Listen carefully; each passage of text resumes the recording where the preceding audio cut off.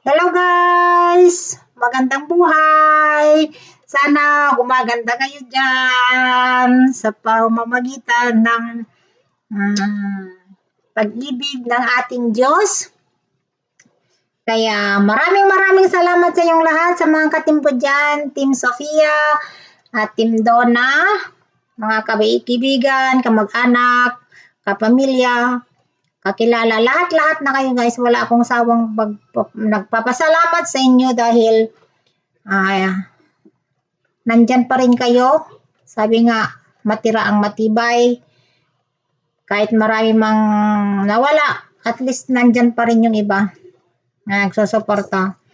So, nagpapasalamat ako ng marami dahil kahit kung ano-ano na lang yung aking nai-upload, pagpasensya nyo na guys kasi alam nyo naman kung hindi naman tayo yung mga malalaking YouTubers. Kaya humihingi ako ng paumanhin kung hindi man kayo nasisiyahan. Pero at least nandyan pa rin kayo, hindi kayo nang iiwan. So thank you so much guys.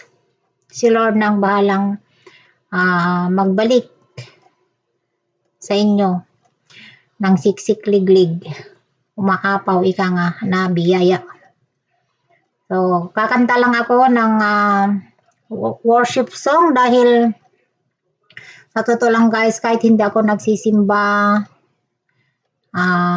tuwing araw akong nakikinig ng mga worship songs kasi iba yung pakiramdam ko pag ako'y nakikinig ng mga worship songs. Iba talaga. Kaya masaya ako. Oo, talagang gustong-gusto kong makikinig ng mga music. May time naman na ayaw kong makinig ng mga kanta. Kahit hindi worship song. Siyempre, ganun talaga ang tao. Hindi lahat nasa good mood tayo. Kaya nga, tao lang naman tayo. Pero totoo guys, mahilig akong makinig ng music. Lalo na sa mga worship songs. So tara guys, samahan niyo ako. Kantahan ko kayo ng isang kanta na para sa ating Diyos. Sana magustuhan nyo ang aking boses na sentonado. 1000% sentonado. Kaya pagpasensya nyo na guys. Na?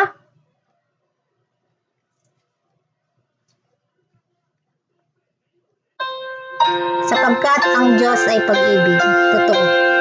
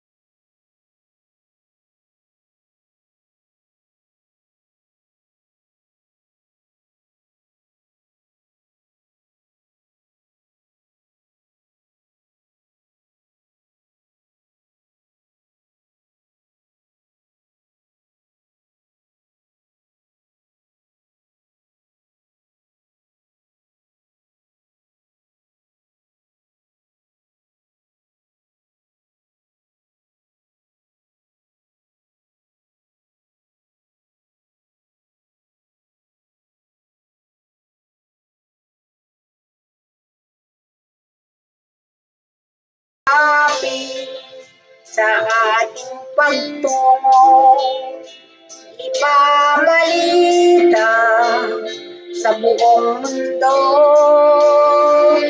pag-ibig ng Diyos na siyang sumasakop sa bawat pusuhaw, sa pagsuyo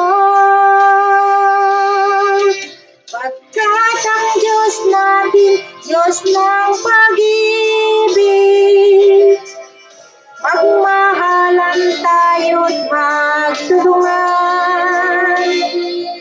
At kung tayo'y bigo, ay huwag limutin na may Diyos tayong nagmamahal.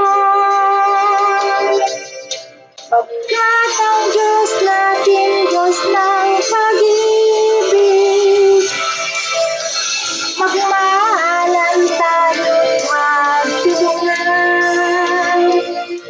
At kung tayo'y bigo, ay huwag limutin na may Diyos tayong nagmamahal.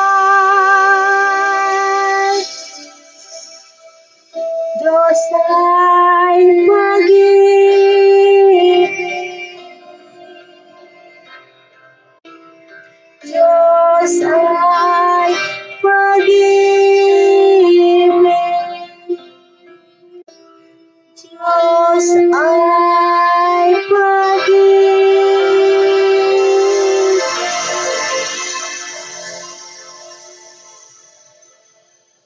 Maraming salamat guys.